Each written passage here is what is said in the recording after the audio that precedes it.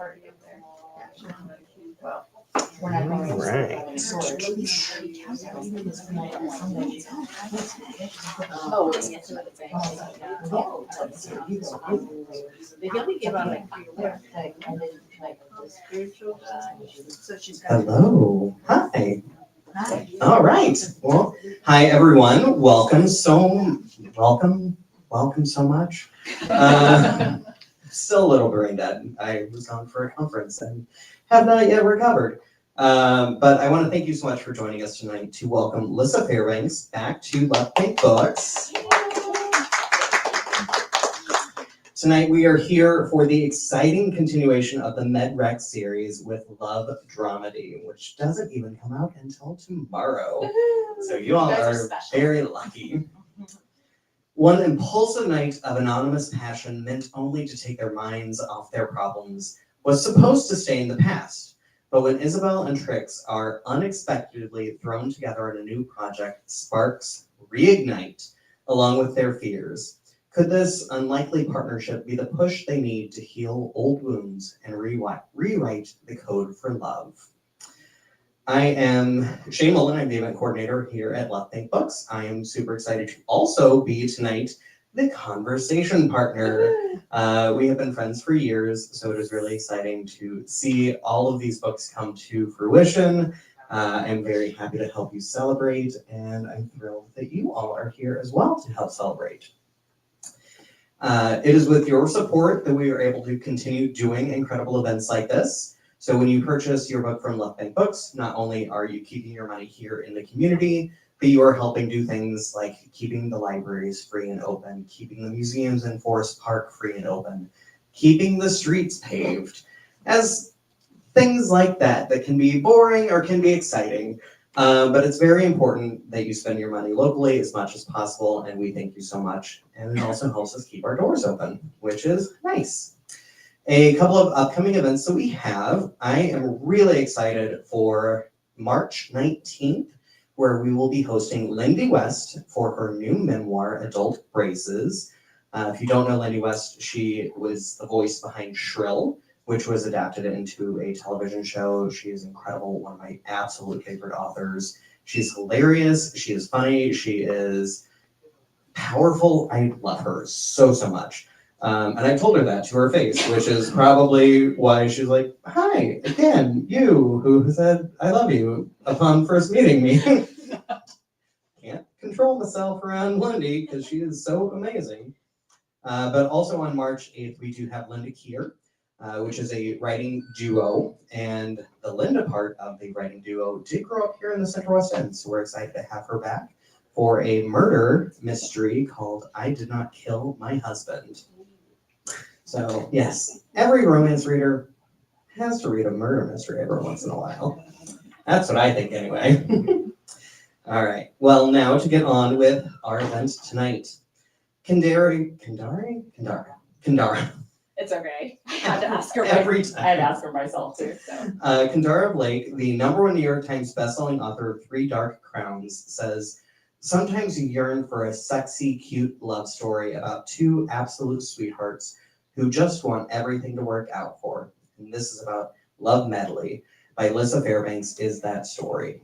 And we do have a viewer tonight who is also very excited about tonight's book, who has a blurb that I didn't actually put in my intro, but it's a fantastic author blurb. And hello, Paula. Tonight we are going to meet Isabelle Sutton, a hopeless romantic with an artist's soul. Isabelle has always been judged more for her looks than her brains, but she dreams of a soulmate who truly sees her.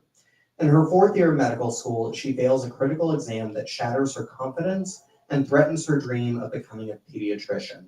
Maybe her father was right. She'll never be respected, only looked at. Meet Trix Winstead. A neurodivergent, introverted CEO, Trix has always trusted code more than people.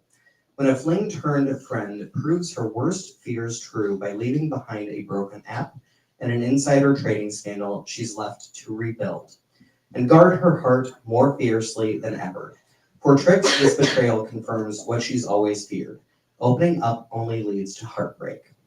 We also get Opposites Attract grumpy sunshine romance, forced proximity, one night stand, which I loved, tech romance book, medical school romance, romance set in Missouri, found family romance novel, and a STEM romance.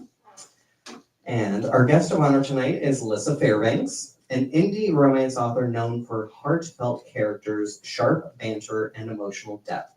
Her MedRec romance series follows doctors, dreamers, and the messy, hopeful ways people choose love, all with plenty of humor, heart, and found family chaos. A doctor in a past life, Fairbanks writes medical romances about emotionally devoted couples, slow burn longing, and connection that feels real. When she's not wrangling two spirited kids or revising over too much coffee, she's planning creative dates with her husband or sharing behind-the-scenes glimpses of her writing life on Instagram at L Fairbanks Writes. She lives in St. Louis with her family and their melodramatic dog, Mochi. Would you all please help me in welcoming the incredible Lyssa Fairbanks? Thank you. Hi. Hi. Different hat as I sit here. And still not wearing the hat. I should wear the hat, like the School of Medicine hat. I want to start by asking how many of you have actually read Love Medley, the first book? Not the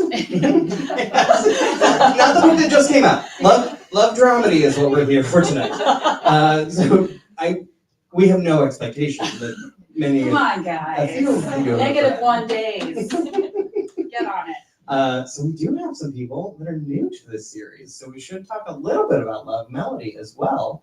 But I think that'll tie easily into the conversation about the series as a whole, which we are going to get to. Absolutely. So let's start. All right. So this is book 2, and it is a part of a series. So let's get a little bit of your story about how you came to write this book and where it falls in the series. Absolutely. So since we have some newcomers to the series, it's the MedRec series. And as Shane said, it follows fourth-year medical students in a fictional medical school, Blackwell School of Medicine, see my swag. And it mostly focuses on 4 women in the medical school and kind of them finding themselves as well as love. And so the first book, Love Medley, focuses on Lucy and Jake. Lucy is getting over a really bad relationship, and Jake is a med school dropout who is now working as an ER nurse. And they find themselves in a fake dating relationship, and sparks commence. And one of the biggest themes in the series, as well as that first book, is found family. And so one of the things that was really important to me as I wrote this series was that all 8 romantic leads are written into each book. So you actually meet all of them in Love Medley. I don't know how many of you knew that, but 2 of them get together in each book. So you can kind of guess, mix and match as to who that's going to be. So for Love Dramedy, it's Trix and Isabelle. And Isabelle is one of Lucy's best friends. And it just happens that Trix is one of Jake's friends. There might be some connections all around there. And so book 2 is, it's focusing on emotionally intelligent couples. Trix and Isabelle, I feel like, are probably my most emotionally intelligent couple. They don't do drama for drama's sake. So the dramedy is a little bit sort of a inside joke because they're really not that dramatic. Things may happen that are dramatic, but they themselves are not dramatic as a couple. And it was really important for me to write them second because I really feel like they are such a strong, emotionally resonant pairing. and it sort of steadies the whole group. And they kind of bring up a lot of interesting relationship corollaries. We can talk about that a little bit more. I don't know if any of you have heard of Gottman, but he's a relationship expert. And I thought it would be so neat if I put that into a romance book, because I'd never seen it before. And we can talk about that a little later. But I thought it was really important to bring all those themes into the second book. Overall, the series is really about themes of finding family, even if it's not flesh and blood. It's about finding people who see you for who you truly are. And it's just finding connection where you didn't realize you could, and love in places that were most unexpected. And so I want to talk a little bit about the encounter that they have. So I used to work at a lesbian bar here in St. Louis, which I felt like there was a little bit of maybe that bar inspiring this bar. Although the bar in your book is much classier than like I was like, no one ordered a Cosmo from the bar that I worked at. But I would have loved for them to have ordered a Cosmo. So I want to talk about the encounter that they have and what it was like to write that. Because it seems, especially today, with app culture, and you purposefully kind of turned that away, and you gave them both really good reason to say, no, we're not going to do the app. I'm gonna go out and I'm gonna conquer. So I loved that scene so much. It's interesting because this scene, and there's actually a corollary in Love Medley as well, because fake dating was not originally in that book. It came sort of later. In this book, this scene actually came later in the structure of this book. I really wanted to I love meet cutes that are not stereotypical. And I felt in this, even though we've seen one night stands before, I thought it would be really interesting to have one in a lesbian bar, and there might have been a little bit of inspiration from some local ones. But yeah, I thought it would be really fun because both of them, one of them, Trix, she already identifies as lesbian very clearly. And she goes, and she's been there before. So she is like, this is not something new for her. She is the one who actually made the app that you see throughout the series called Connections. It actually is introduced in book 1. But she actually sold it when she was in high school because she's incredibly smart. And she had a really bad experience. I won't spoil you, but she decided that after she sold it, she wasn't going to think about connections like that, relationships. You know, she didn't want anything to do with it. So when she looks at the app, she's like, nope, I'm not going to use that. I'm just going to go against what I usually do, which is when she goes on trips and stuff, she'll do one night stands. She doesn't do it in town because, you know, you don't want to run into the people that you have one night stands with. Case in point here. But she decides that, you know, in this one case, I'm going to just go for it because I just want to forget my troubles right now. And then Isabelle has a similar reason why she goes, but she's not really sure about her sexuality. She's kind of getting the sense that maybe her sexuality is not, you know, as straight as she thought she was. And so this is her sort of exploring other avenues and sort of, she's a lot more spontaneous. So while this is out of character maybe a little bit for Trix, who is very organized and sort of plans everything, Isabelle kind of like goes with the flow, artistic. So she's like, you know what, I had a bad day, like, why not go to a lesbian bar? And so I just loved writing that scene though, because as soon as I wrote those two sitting next to each other, the sparks just start flying everywhere, and I was like, yes, this is it. And so my early readers have said that this is probably the most passionate of the couples, and so I love when people say that. They're very yearning for each other, like the thinking about like the other one as they are interacting with the world. Like it's really special. Yeah, I actually got a wonderful piece of a review from a friend in Australia, and she said that she loved how each character saw the other person, even though they were opposites. The way they saw each other was so beautiful, and I was moved to tears because that's exactly what I was hoping people would get out of it, and because they both bring such wonderful things to the table. And I feel like sometimes in romance, not all, but sometimes people love each other as opposites attract despite their flaws. But in this case, I love the fact that they love all of them, flaws and all.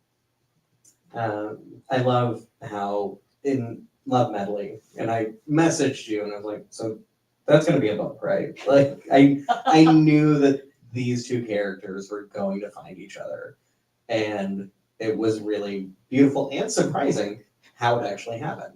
I think your phrase was actually, Isabel's a little gay, isn't she? Yeah. I think I need to make a bumper sticker. So where do you find your inspiration for your characters? So those of you who have talked to me or been to my previous event, you know that back in another life, I also went to medical school. I had a group of really fun but very different friends, three best friends that each sort of, their personalities inspired each of my characters. And so that was sort of the starting point, because I always thought that they would make great characters because they were just so different from one another. And I was like, how did we become friends? But we worked together so well. And from there, all of the love interests just sort of came to being, and all the stories just came out maybe a year and a half ago in smaller chunks. They started off more like novellas, and then it started to grow from there. But I don't think that's how it's always going to be for me. It has for this series, I think maybe because it's been in my subconscious for a long time, and it just sort of, I like to describe it as Athena coming out of Zeus's head, fully formed. That's how it felt in a lot of ways.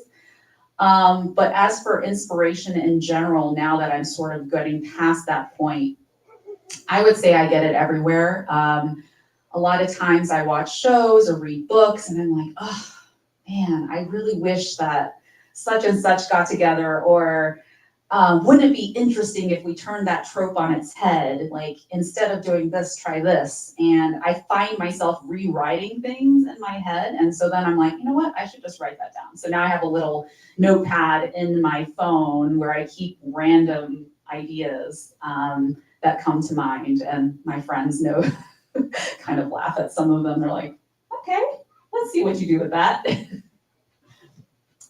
Since you mentioned tropes, and I think this is a little bit later on, but I think that a lot of people are aware that you have the entire series written. You're still like doing some little tweaks here and there, but you've written the entire series. They are ready to, well, they're going to be out in the world, so you will get all 4 books in the series. This isn't going to be one of those where like, oh, the 4th book, like George R.R. Martin, like, it'll be around eventually.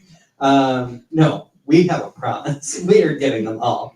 But you do a little bit different tropes in each of the books. So I'm curious for you personally as an author, which one did you struggle with the most? And which one did you thrive with the most? That's a really good question. I've pretty much enjoyed writing all of them because they're all very different challenges. But I would say, so book 4 deals with, and I won't say too much to spoil you guys, but it deals with a sort of healing illness arc. And so I think that was difficult because I personally went through that. And so I think trying to navigate my own feelings about my own story and making sure that I wasn't putting that into the book like I was the character. I think it's always kind of dangerous as an author to just put your own story and make yourself a character. I think it can be inspired by you, but if you're too much in it, sometimes you're too close to it, and it becomes it's hard to actually sit with the character and be in their head. So I would say that might be the hardest. It's interesting because I thought it was going to be rivals to lovers, because I don't know that I enjoy people hating on each other in romance books. I know a lot of people love it, and it's like the most popular trope out there. But I thought I was going to struggle with that. It did not actually. I feel like I sort of got around that problem by it not truly being rivals to lovers. One of the characters thinks they're rivals to lovers, the other one doesn't. So I kind of sidestepped that a little bit. So I kind of cheated. I would say I really enjoyed both the fake dating and the one night stand with the opposites attract. I didn't realize I would enjoy it that much, but I did. It was just a lot of fun, and trying to figure out how two really different people, like in Love Dramedy, would find a way to be together. So, yeah. I don't know if now is the exact time, but I didn't, in Heated Rivalry, which everyone should watch, and it is. Has anyone watched Heated Rivalry or read the books? Or It's on my list. what? Is this the time where I say I haven't watched it either? What? It is also on my list. It is so like ingrained in my friend group right now that like we just like drop casual references, but like almost everything is a reference to Heated Rivalry. This is amazing. Okay. You all should watch it. Where is it streaming? Oh goch, wait. It is HBO. I'm like, is that on Max or I don't even remember. It's something that I've stolen, so I don't actually have the subscription. And this is on camera, so I'm admitting to a felony. You all should watch it. There are. You gotta share your subscription. There are two main characters so it's 6 episodes, 2 main characters, and I feel like it does like a lot of what you are doing in your books, and it makes me very excited for more of your books. But one set of characters are the enemies to lovers, and the other is kind of opposites attract, like a little bit, like pretty much. And I found myself much more identifying with the opposites attract. Other friends in my friend group are all about the enemies to lovers, and because they are the stars of the show, but the other characters in the arc are like they have my heart, so much of my heart. And I always say that I'm not really a romance reader, and I'm like I am, because I fell into that those books and series so hard. Just so you guys know, it's about 2 male hockey players on different teams falling in love, just so that they have like a one-liner and are not like, who are these people? But the other couple is a hockey player who's getting a little, like he's more of a senior hockey player, and he meets a boy in a smoothie shop. Oh. I'm already melting. Yes. And it kind of does have a little bit of the Trix, and is like not the whole clandestine like going out and like the way they have their meet cute is accidental, but it's like, oh no, like this is not where I'm going to be. Like this is not a serious relationship. So I do. And then it becomes one? Oh yes it does. Ooh. Yes. Okay, that was a tangent that I didn't expect to have. Sorry, y'all. But I think that does lead into we're going to get into craft and emotions. And how do you make sure that your characters grow and grow together? Because I think that is what sets your books really apart, is that you can see both of them as individuals and then also growing as a couple. So it's really fantastic. Thank you. Gianna knows this speaks right to my heart. So one of the things that I always focus on for each of my books is exactly what you are talking about. I really think about each of their character flaws or wounds that they've been carrying with them probably since childhood, and what it means for them in their current life. Now that they're, the girls are 25, and then, Trix and her group of friends are 27. So young adults, and what it would mean in their present life, how would that wound affect them now? Because it sort of sets the stage for all of their interactions to be filtered through that wound. And I always find that really fascinating. And it's important to me that each of them have their own journey, and then what happens when those flaws collide.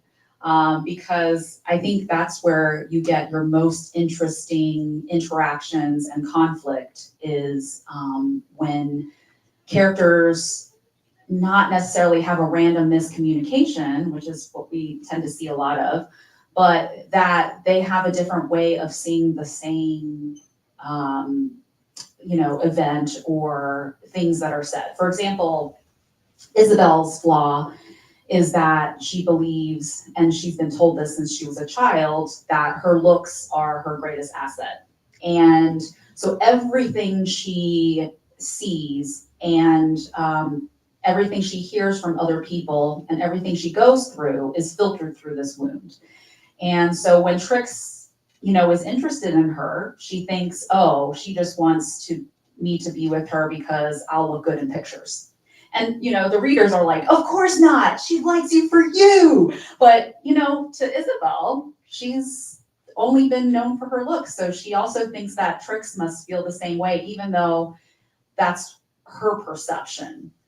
So it's not true miscommunication. It's like how she actually sees the world. And so each of the characters has their own flaw and wound. And then, but in order to have a healthy relationship, they have to actually grow and expand out of that to be together and communicate with each other. So for each book, that's definitely been the goal. For book one that you guys have read, Lucy feels like she's been, she's lost her voice. She can't express herself in safety.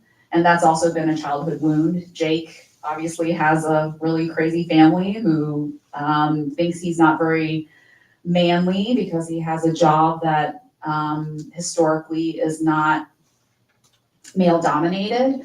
And they both have to get beyond those flaws in order to see each other and their relationship clearly. So you hit it right on the nose. Like you found my secret. But I feel like that's something that I've always looked for in romance. And I feel like maybe this is why a lot of my readers tend to say exactly what you just said. The words of, I don't typically read romance, but somehow I gravitated towards your books. I think it's because it's not just a romance, it's their own personal journeys and then how that affects how they get together.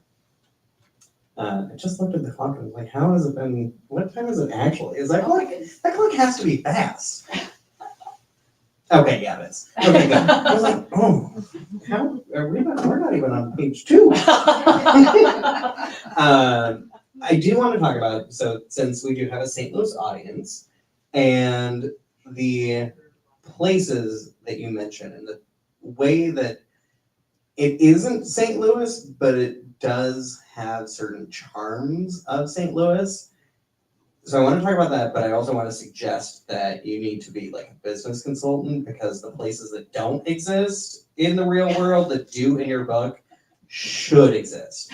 The bakery that turns into a cocktail bar, I want to go to that place so badly. Agreed. Yes, thank you. And the drinks, like, yeah, they sound a little sweet, but I do like myself a little sweetness. Gonna get one of those cookies later. So where did the inspiration come for the actual, or like, how did you change the actual places into fictional places?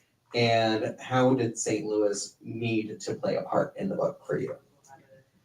I always like when places are fictional, but they're inspired by a real city. And so that's what I did intentionally with Blackwell. As you ascertained, it is very similar in a lot of ways to St. Louis. And places in particular, Tunes and Tonic is the piano bar that plays a really big role throughout the series. And it was inspired by the Big Bang, which is now defunct and not unfortunately here anymore. And then the other bar, the Desert Debauchery, is actually inspired by Bailey's Chocolate Bar. But I was like, wouldn't it be amazing if it were also a bakery, like half and half or companion? Like, how about we just combine the two, because that would be amazing. So yeah, it was like, what would I love? And that's what came out. And then, as you realized last time, Coffee Conglomerate is very similar to a coffee bar that used to be here, Coffee Cartel, also no longer in business as far as I know. Also one of my former employers. I think somehow I must have just like jacked into your brain and then said, okay, which places would Shane like to see fictionalized in a book? Okay, all right, let's go. But I just really like taking inspiration from local places and giving it its own flair. I've also noticed that on Reddit and Threads and everything, if you take a real place and you don't do it justice according to the audience, they get very upset. They're like, that part, that table's not there. No, it doesn't look like that. So that was also in the back of my mind. Like, how can I make this feel like home, but also not step on any toes? Are any of the characters gonna go to a bookstore? You know, it hasn't happened yet, but never say never. Rewrite. Are they all written? Oh, I don't know. All right, so now we're gonna get into like the series as a whole, and we've already met and fallen in love with Lucy and Jake, and in this book we get to re-meet Isabelle and Trix, and I feel like you have told me who the other books are about. Are you willing to divulge at least book 3? Yes. So I decided that since you guys braved the weather and came here, you got to be the first to know. So book 3, the title is Love Medalist, if you can tell what kind of book it's going to be trope-wise. The couple is going to be Zoe and Luke, which you probably got, yeah. A lot of people have been waiting for them for a long time. And then the release date will be October 15th. So, first tier. Available soon for pre-order. That's not a commercial. Yeah. Yeah, it would have been up and ready for pre-order had I not traveled to Pittsburgh.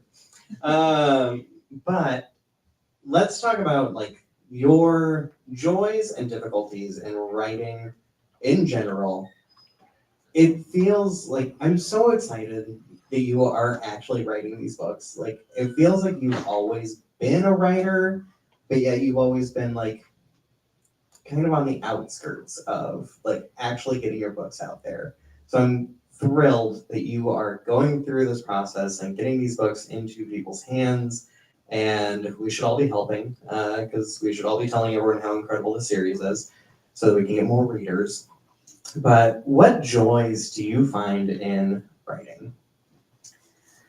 There's a couple of things. First, I've realized that the writing itself is just so much fun. So it's become quite clear to me that I like puzzles, but I like puzzles that don't have one solution. So while I do enjoy, actually putting a puzzle together, the puzzles that really light me up are ones like, okay, if we put these two characters together and lock them in a room, what's going to happen and why do they yell at each other, or why do they kiss, or why do they, run into trouble?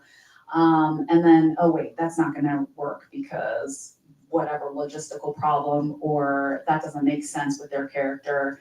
And then when those pieces lock together, it's like endorphin rush, and it regulates me and calms me in such a way, like it's exciting, but it's also calming. And so that experience has been incredible. So whenever I get worried or stressed out, I just go back to the writing. And I think I'm really lucky that way, because I do see that a lot of people sometimes who author get so wrapped up in numbers, and it's really easy to do that. To just say, how many books have I sold? How many, and all of those things are important, don't get me wrong. But if you always go back to the joy of the actual writing and the actual craft and putting a story together, I mean, that's where it's at. So that's number one. Number two is that I love all of you guys, and it's part of the sharing the world and you guys being as excited or more excited than I am about it, and wanting to go to Blackwell and wanting to ask questions about these characters, wanting Zoe and Luke's story to come out, being excited, telling me that, Jake's or Lucy's story resonated with you. That just means the world to me. It's all about connection, and that's part of the reason I wanted to really focus locally on indie bookstores, because that's where I find those connections with you, Shane, and other booksellers, and connections with the audience, face to face, and just people who love reading and books and being excited about it, and community. It's all about found family. I mean, my whole series is about found family, and this is exactly what found family is all about. So I would say those are my two biggest joys. Frustrations, I would say that, sometimes things like damaged books, we were just talking about earlier, and I get, frustrated with, I got a box today that had a bunch of wet books in it, and, it's just frustrations like that, or things that are out of my control that don't have to do with the connections and the writing. I think that part kind of gets me down a little bit, but the other parts are just so positive that it outweighs any of the other functional things. I actually love self-publishing a lot more than I thought I would. I thought it would be very stressful and taxing, and sometimes it is, but I do love being in control of the vibe of like my social media and how I put out things, and being able to decide with you what my release dates are, and being able to decide my covers, and art, and being able to really craft the entire reader experience that way. I started as a collector, I'm still a collector, now I want to collect my own books, so I want readers to have that same experience that I would imagine that I would want for myself. You are a devourer of books. Like, you are more than a reader. You devour books at a pace that is incredible. And I love talking to you about books. Do you have many interactions with people who have read your books, and what have those been like? Well, I have some of you here today who have read the books and interacted with me. If I can use you as an example, Gianna. Gianna was the one person who I did not invite to my last release, and now she is a very good friend, and she's my beta reader, and she doesn't even know which book she's here for because she's read ahead. And many of you have read drafts ahead, and it's those interactions that really make the experience so wonderful. And meeting people randomly online, and that office, neighbors, previous colleagues. So it's just wonderful to say, hey, actually today I went to an appointment. I said, hey, do you read romance? She was like, sure. And just having that connection has been really fun. And finding people who you didn't even know read, they enjoy the book, or they say, hey, I really do want to read this. So they're everywhere, and making those connections has been the best part. I love getting the opportunity to talk to like random customers. Like I will see them browsing in the romance section, and I get to tell them like, hey, like, what are you looking for? Like, I think this might be one. So just I can imagine what it's like as an author, like having those interactions and like being able to. I have to throw in Paula. Being able to like have these incredible things to bond with other authors about, where you get to talk about like, oh yay, like my book is getting out there in the world. So I'm thrilled the way you're celebrating this, and I do want to leave time for audience questions. But there's so many things that we didn't talk about. Am I missing anything that we should really be hitting on?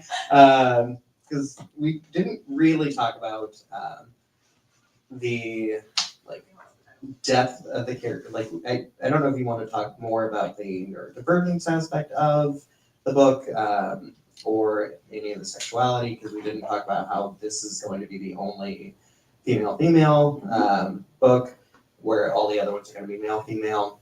So, or any of these topics, you can be like, oh, that's a perfect question that I should ask. So I can pepper the audience with questions if you want. But do you want to talk about any of those before we get to audience Q&A, or we can build them into audience Q&A? Sure. I do feel like, it's particularly for this book, one of the hardest things was all the representation in it. Because apparently I decided not only should I have a neurodivergent neurodivergent character, Trix, but I would also have a lesbian, Trix, and someone coming to terms with their bisexuality for the first time, and just put them all in one book and see what happens. That was a really, really great challenge, and something that was really important to me, because I feel like particularly those pieces of representation are important for me to bring out in these books. I believe love is love, and I felt this was my way of showing that they, a sapphic couple, one that's neurodivergent, should get the center stage in an otherwise male-female romance series. It's just not something I typically see, and I wanted to make it show that this found family embraces everyone, and it's not just one race, one type of sexuality or sexual orientation. Everyone should get their day in the sun, and they shouldn't just be relegated to the sidelines as the best friend. And I think it's scary to do that, and hopefully, by my doing that, it might be easier for a different author to try to explore combining, a book with a sapphic novel in the middle of a otherwise male-female romance series. So yeah, I think the representation was really important. I had several wonderful sensitivity readers for those of you who don't know, these are readers who specifically read the book for representation. So I got someone who was neurodivergent to read it. I got a lesbian and bisexual readers to read it, just to make sure that I was doing my due diligence in making sure I wasn't inadvertently offending a whole group of people. So that was really important to me. And, my early readers have really embraced that. I've had readers who had never read a sapphic novel before and enjoyed it. I've had bisexual readers feeling seen for the first time in a book. I've had a lesbian reader say, I've never seen really this level of heat in, a book like this before, and I really love that, because a lot of times they're sanitized in many sapphic novels. So I just wanted it to be equal on all accounts, and that was really important for me in this series, and hopefully people feel that. All right, it is time for audience Q&A. So with that being said, I figure you had done your research before. So did you, when those readers, to make sure that the representation is accurate, did you consult them before or after? And how much did you have to change of the text based on their feedback? That's a great question. So the question was addressing when did their feedback come into play and how much did I have to change and did I consult with them before or after or both? And I actually wrote the book first and then I selected certain people to read it. And, you know, there was definitely a couple of phrases, for example, that I think I needed to change, especially for neurodivergence. Initially, I had actually labeled her as autistic and diagnosed as autistic, and actually a couple readers had said, actually, it's more realistic for her age group to not actually have been diagnosed, that she realized later from her character traits that she had those tendencies because it's harder to diagnose in females, and so a lot of them were not. And I changed that aspect of it because I thought, you know, that experience made a lot of sense to me. And then I had another couple readers say that the word lesbian isn't usually actually said in novels like this. And so I said, I have Trix actually saying I am a lesbian instead of saying I like girls, or, you know, sort of referring to it and just letting people think about it. So things like that, I definitely really liked that people could just make me aware of that because I just didn't know. And so it was more additions like that to make it even more accessible to those groups of people feeling seen. And then, you know, just making sure that the other thing I really added was in the author's note at the beginning. I didn't want people to think I was trying to represent an entire group of people, like this is how all neurodivergent people are, or this is how all bisexuals are, and just say this is, you know, my experience, my personal experience with these characters, and just one way these characters can present. So that was one other addition that I made as well. I want to check out the virtual audience as well, because we have some questions there.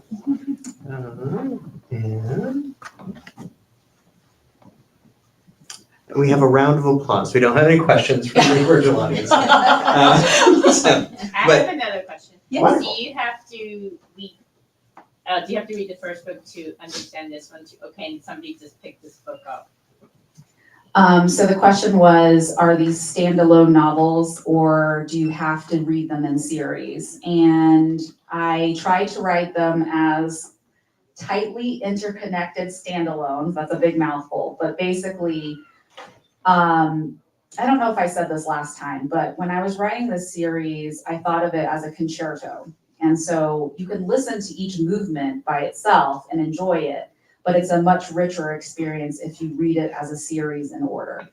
And so you can absolutely read it by itself. And actually, I think one of the staff members here read Love Dramedy by itself without having read Love Medley first, and she still was able to enjoy it the way it was.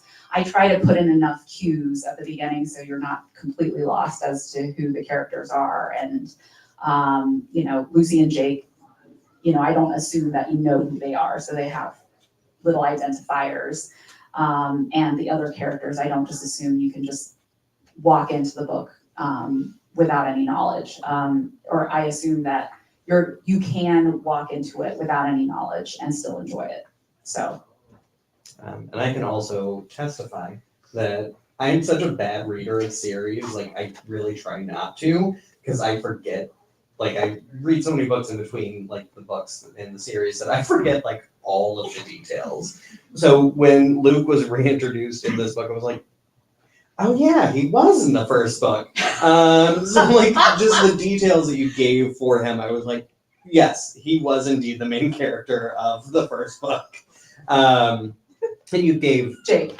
no, yes. Luke is also in the first book. Yes, he was. Yeah. Yeah, so Jake, like, when he was reintroduced, I feel like I should know who this is. And of course I did. And then you gave enough information to pick his storyline up in the place that it needed to be.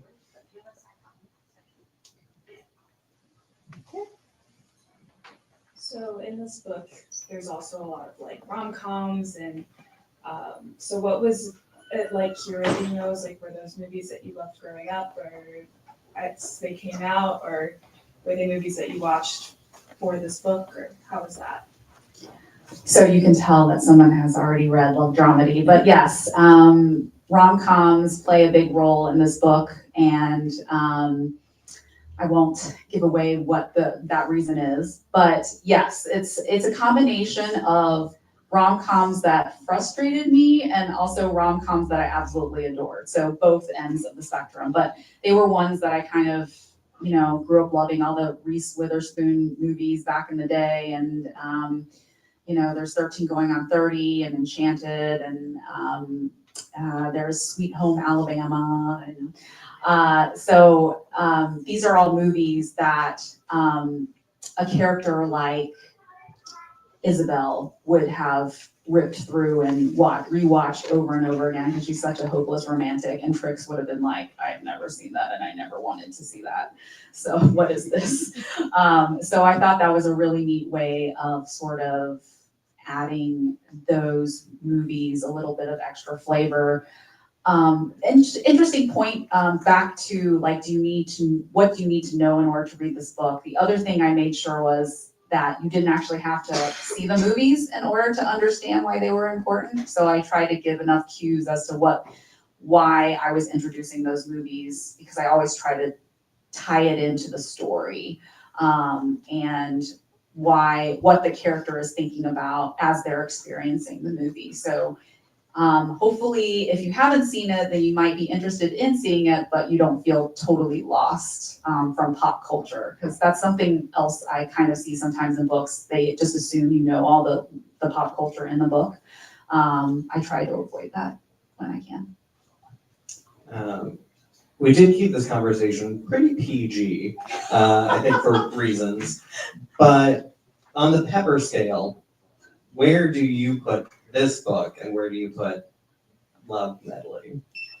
And if you want to explain that. This is really interesting because you ask different people who've read this book and they'll give way different pepper scale for both of these books. Okay, so just to explain the pepper scale, different people use different scales, but generally 1 pepper is almost closed door, maybe a little bit fade to black. 2 peppers are like 1 to 2 sex scenes. 3 peppers is like 3 to 5 scenes, and people kind of mix and match with 3 and 4. 4 is like, I don't know, a lot of scenes, or there's something extra like BDSM, I don't know. And then 5 peppers is like almost erotica, where pretty much the entire book is sex. So people have rated both of my books between 3 and 4, depending on how they establish how many scenes is each pepper level. So I would say that all of my books fall into the same range. So 3 to 4, I would say. So be ready for a little bit of extra content. Any other questions? All right, let's give another giant round of applause.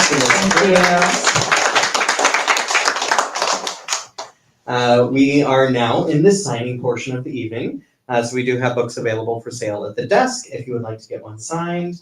And definitely be sure to grab some cookies, snacks. We have Starburst back there. And I want to thank our virtual audience for attending as well. Oh. Yep. Okay. Yeah, we got time. So pretend that I am doing this after the class. Suspension of how late do you stay, or no, how do you stay focused and disciplined and keep writing when your brain would rather do other things? Asking for no particular reason. Like, I am lucky in the sense that this is what I usually do instead of anything else. Like, if my options were doom scrolling or watching a show or vegging on the couch and scrolling Instagram, I would go to write, because that's kind of where all of my endorphins and relaxation come. So I'm I'm very lucky in that aspect. It's more of finding the time. So, life gets in the way, kids get in the way. My son's rolling his eyes. But, life happens. So making sure to be intentional and finding those spots of time and, saying, you know what, I can take 5 minutes or 10 minutes and just go and jot some notes down. I can go take Mochi for a walk, my crazy Bichon, and go brainstorm because that still counts as writing, even though sometimes I'm like, but no words actually went into my documents. But the brainstorming, working through story problems, thinking about the next book, all of those things count. So I think just finding creative ways to stay in contact with your books and your thoughts and your creativity is the key. Wonderful. All right. Now another round of applause. All right. And if you haven't seen them, the cover cookies are back, and I'm going to have them every release for this series. So make sure you get them. They're very pretty. And I don't know if you've seen them, but they have some piping, and it's by Cookies by Design. They're very amazing. Sorry. Okay. All right. Free to roll out.